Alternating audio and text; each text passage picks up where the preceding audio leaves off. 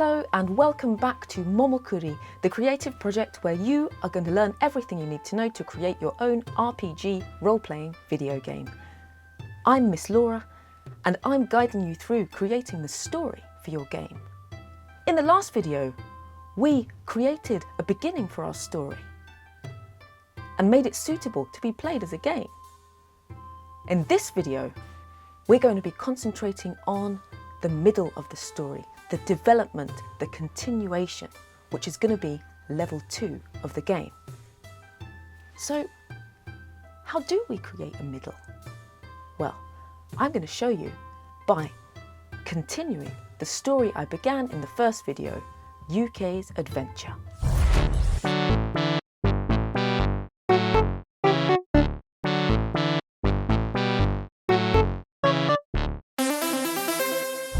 UK was alone, in the dark, on the desolate plain of Adachigahara. He was here for a reason, to pick healing herbs so he could have the powers that the monks who he lived with had themselves. UK stood at the door of a house.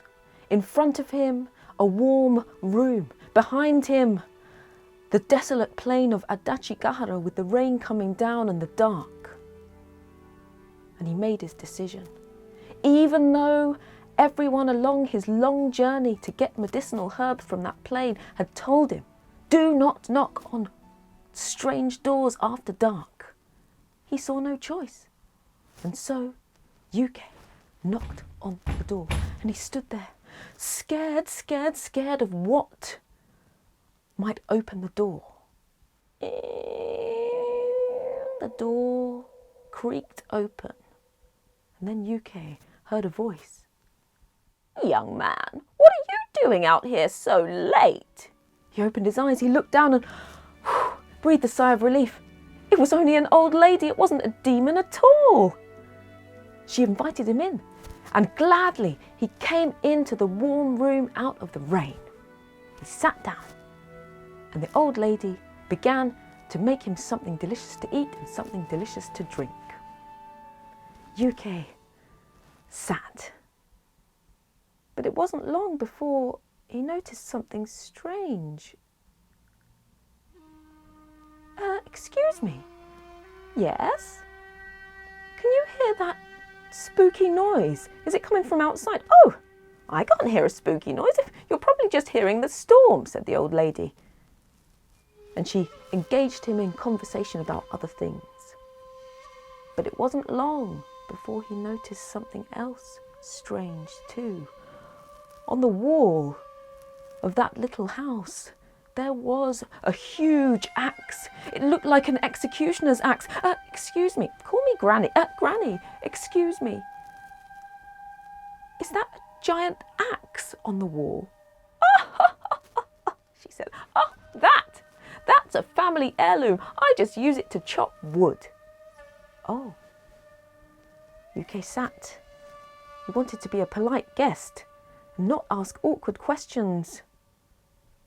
But it wasn't long before he noticed something stranger still. Because even though the fire was flickering and crackling in front of him, suddenly no heat was coming from it. Granny, yes? Why is the fire gone cold? What are you talking about? You young people, you're always getting cold. Stay here. I'll go and get some more firewood. She took that big axe off the wall and she turned to leave. But before she went out the door, she turned back and she said, "Young man, make yourself at home. Have a look around. But whatever you do, do not open that door over there." UK looked. And sure enough, there was a door. He hadn't noticed it before. But yes, of course. I'll sit here until you get back. Good, she said, and off she went. But now he knew about the door. That was all UK could see. He stole some glances at the door. And there it was, it seemed to be calling to him. And so he found himself standing up and going nearer toward the door. And before he knew it, he had his hand on the handle and I shouldn't. I promised, but I think there might be a noise coming from it. This is quite a strange place. Perhaps there's someone behind there, trapped. I should look. And that was all he needed to tell himself. UK put his hand on the handle in that strange house, on that strange plane. And for better or worse, he turned it. And that is the end of the middle of UK's adventure. So now I've told you the middle of my story. Now it's your turn to create a great middle for your story. I think we should get started. So here we are at the middle of our story. Lots of things need to happen in the middle of a story. It develops from the beginning. And during the middle, it's the time where suspense builds, where you start to be worried whether the hero is going to be okay. Perhaps a bit of danger, some mystery, some questions and answers. Let's get stuck in. The first thing you need, though, is a scene change to move from the beginning to the middle of a story. And how do you create one of those? Well, what you want is you want to make it as different as possible from the scene at the beginning. And the best way to do that is to think of opposites. For example, in UK's adventure, the beginning was in the daytime, middle's at night. Beginning was outside, the middle indoors. The beginning was safe for UK, but the middle is increasingly dangerous inside a strange house. And so there, I have the scene for the middle of my story. And this is your first task. What I want you to do is think of 3 things from the beginning of your story, and then think of their opposites. You'll have created a great scene for the middle of your story. Pause the video here and come back when you're done. Well done and welcome back. You now have a scene for the middle of your story. Since the middle of our story corresponds to level 2 of the game, we should already be thinking about game mechanics. That the mechanic we'll be using and concentrating on in level 2 is dialogue. Dialogue is a conversation between 2 or more characters. But so far we've only got 1 character, haven't we? So what we need to do is create a new character. And that character is, of course, the most important other character from the hero, and that is the antagonist, or the baddie, otherwise known as the villain. So, to create the villain, which is a character, you need to ask the same questions that you asked to create your other character. You need to ask, what type of a person are they? What's their personality? And number 3, what is their secret? Or do they have a secret? In UK's adventure, my villain was an old lady who was possibly kind, that's what she seemed, but her secret was probably that she was really a demon. How about yours? So what I want you to do now is to jot down some ideas and create a great villain by answering these 3 questions. What type are they? What's their personality? And what is their secret? Brilliant work. Welcome back. So now we've got somewhere for the middle of the story to happen and someone for the hero to have a dialogue with. But what do we need to do with that dialogue? What we need to do in the middle of a story is we need to create suspense. And the way we do that is to have your hero notice some strange things. 3 strange things, in fact. In UK's adventure, the first strange thing UK noticed was a spooky noise. The second was a giant axe. And the third was cold fire? Strange, stranger, strangest. Now it's your turn. I want you to think of 3 strange things that your hero could notice about the scene. So now your hero's noticed those 3 strange things, it's time for them to ask about it. And that is where our dialogue is going to happen. 3 strange things. UK says, "What's that spooky noise?" That's the first strange thing. Villain answers, "Just the store." "Is that a giant axe?" "Oh, just for chopping wood." "Why is the fire cold?" "I'll get more firewood." That's not much of an answer, is it? 3 strange questions and 3 strange answers. Your next task is to write a dialogue. Have your hero ask 3 questions using the strange things that they noticed, and have your villain respond. And the way they respond will tell your player or the person who reads your story how much danger your hero is in. Pause the video, come back when you're done.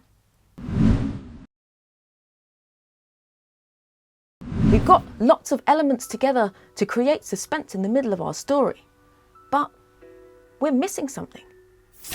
What we need to ask now is, how do we play the game? And to do that, we need to organise the elements of the middle of our story into a way that can be played. And the way to play a dialogue is to create choices for your player so that they feel involved in what's going on. How do you do that? Well, you do it by creating a flow chart, a way to explain what direction the events are going in. Now, I want you to come along on this journey with me, and so what I need you to do is go to the link on the screen, and then you'll come to something like this.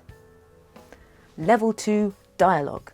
I've mapped it all out here so that you can see what's going on. So you'll remember from when I told you at the beginning, UK is outside in the dark and in the cold. He says, "It's cold and dark, but look, a light." We create a choice, whether or not to knock on the door of the strange house. If UK knocks, then in he goes, just like in the story. But if he decides not to knock, then if you go down where it says no, something else happens. But that something else leads straight back up to the story. So it's not really a choice, but it's an illusion of choice. But that is one of the things that game designers use all the time to create some interactivity in their game. So that's what we're going to do. Your next task is to create the beginning of your own flowchart, either by amending my words on your version of this, or by drawing a flowchart of your own. But make sure the arrows are all pointing the same way, because that is the way we're going to be coding. Pause the video, and when you're done, come back. So on we go into the scene, and here we have the questions and the answers that we've already written, and they just go straight along. They're building suspense, and so we don't need the player to be involved. So your next task is to go into this document and write in the questions and the answers that you just came up with, and making sure they're all in order. Brilliant work. And now we're going to move on to the end of our scene, where there's another choice to be made. Is UK going to open the door? As you can see, if he does, then oh no! If he doesn't, then we go down to another little bit of dialogue. I promise, but now there's a banging sound. Someone trapped? Oh. And then we go straight back up to Oh no! So here we've created yet another illusion of choice for our player to have fun with. And so your task is to go into the document and replace my words with your own. Create another choice for your player. So here we are at the end of level 2. And flowcharts are really interesting things because they are used by all kinds of games designers when they want to be able to show other people who might be doing the coding what they want to happen and when they want it to happen. Shapes in flowcharts all work in the same way. So here you have the oval's always a thing called a terminator. It starts and it finishes a scene, just like it did in mine. A square or a rectangle is a process. That's just something that happens before or after something else. A diamond is always a decision, a choice. And it's all connected, of course, by arrows, which are called connectors because they connect things. Thank you so much for participating. Now we have all the elements we need for the middle of our story, and we have all the elements we need to be able to play the game too. What's behind the door? You'll have to wait to find out until the next video, which will deal with the end of the story, level 3 of the game. Thanks so much for watching this video. I'm Miss Laura, and I'll see you in the next video.